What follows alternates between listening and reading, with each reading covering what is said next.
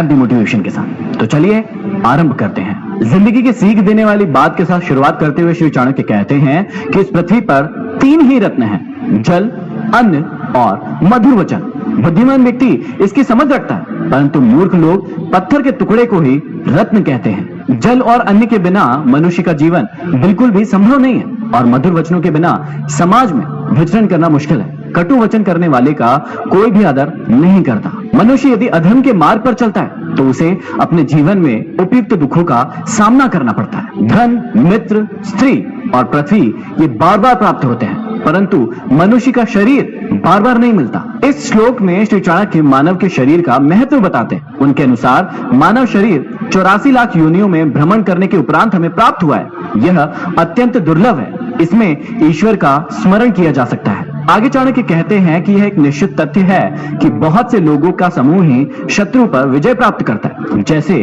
वर्षा की धार को धारण करने वाले मेघों के जल को तिनकों के द्वारा तिनके से बना छप्पर ही रोक सकता है। भाव यह है कि एकता में बड़ा बल होता है, वह बड़ी से बड़ी शक्ति से टकरा सकता है। आगे समझाते हैं कि पानी में तेल, दुष्ट व्यक्तियों में गोपनीय बातें, उत्तम पात्र को दिया गया दान और बुद्धिमान के पास शास्त्र ज्ञान यदि थोड़ा भी हो तो वे स्वयं अपनी शक्ति से विस्तार पा जाते हैं। भाव यह है कि जिस प्रकार पानी में डाला गया जरा सा तेल भी फैल जाता है, दुष्टों में पहुंची गोपनीय बातें चारों ओर फैल जाती है और बुद्धिमान का थोड़ा सा भी शास्त्र ज्ञान काफी लोगों को प्रभुत्व करता है। ज्ञान का विस्तार इसी प्रकार होता है, अर्थात सभी चीजों का अपना अपना महत्व होता है। आगे बहुत ही बड़ी बात समझाते हैं कि धार्मिक कथा सुनने पर, शमशान में चिता को जलते देखकर, रोगी को कष्ट में पड़े देखकर जिस प्रकार वैराग्य भाव उत्पन्न होता है, वह यदि स्थिर रहे तो यह सांसारिक मोह माया व्यर्थ लगते हैं, परंतु अस्थिर मन शमशान से लौटने पर फिर से मोह माया में फंस जाता है। आगे समझाते हैं कि चिंता करने वाले व्यक्ति के मन में चिंता उत्पन्न होने के बाद की जो स्थिति होती है, अर्थात उसकी जैसी बुद्धि हो जाती है, वैसी बुद्धि यदि पहले से ही होती तो भला किसका भाग्योदय नहीं होता।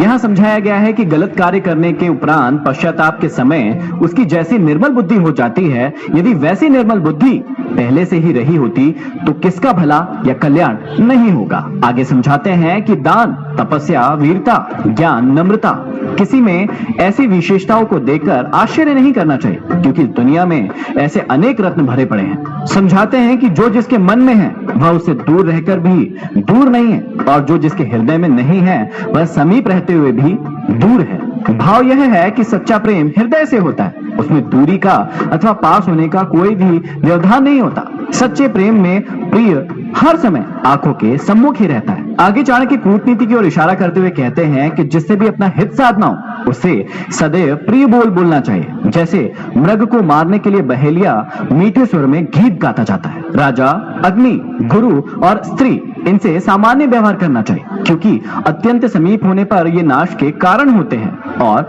दूर रहने पर इनसे कोई फल प्राप्त नहीं होता। भाव यह है कि इनसे व्यवहार करते समय मध्यम मार्ग अपनाएं, न नीम जैसे कड़वे और न गुड़ जैसे मीठे, ज्यादा दूरी भी नहीं और ज्यादा पास भी नहीं। आगे समझाते हैं कि अग्नि, पानी, स्त्रियां, मूर्ख, सांप और राजा कुल से निकट संबंध सावधानी से करना चाहिए, क्योंकि ये 6 तत्काल प्राणों को हरने वाले होते हैं। समझाते हैं कि जिसके पास गुण है उसके पास धर्म है, वही जीवित है। गुण और धर्म से विहित व्यक्ति का जीवन निरर्थक है। चाणक्य समझाते हैं कि यदि एक ही कर्म से समस्त संसार को वश में करना चाहते हो तो 15 मुखों से विचरण करने वाले मन को रोको, अर्थात उसे वश में करो।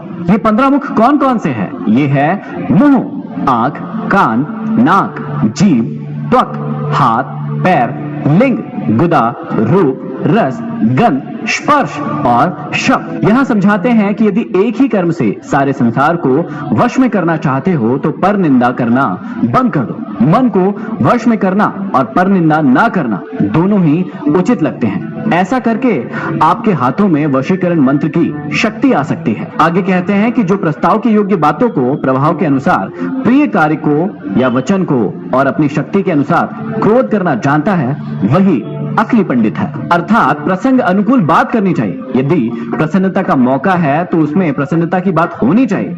इसी तरह अन्य योग्यताओं का भी वर्णन किया है। आगे कहा है कि एक ही वस्तु को 3 दृष्टियों से देखा जा सकता है। जैसे एक सुंदर स्त्री को एक योगी मृतक के रूप में देखता है, कामुक व्यक्ति उसे कामिनी के रूप में देखता है और कुत्ते के द्वारा वह मांस के रूप में देखी जाती है। भाव यह है कि नारी की सौंदर्यता दृष्टि भ्रम मात्र है। प्रत्येक व्यक्ति हर चीज को अपनी अपनी दृष्टि से देखता है। आचार्य चाणक्य समझाते हैं कि बुद्धिमान व्यक्ति वही है जो अति शुद्ध दवा को, धर्म के रहस्य को, धर्म के दोष को, मैथुन अर्थात संभोग की बातों को, स्वादहीन भोजन को और अति कष्टकारी मृत्यु को किसी को न बताए। भाव यह है कि कुछ बातें ऐसी होती है जिन्हें समाज से छिपा कर रखना चाहिए। और आगे समझाते हैं कि दुष्टों का साथ त्यागो, सज्जनों का साथ करो, दिन रात धर्म का आचरण करो और प्रतिदिन इस अनित्य संसार में नित्य परमात्मा के विषय में विचार करो, उसे याद करो। यहाँ पर समाप्ति होती है 14वें अध्याय की।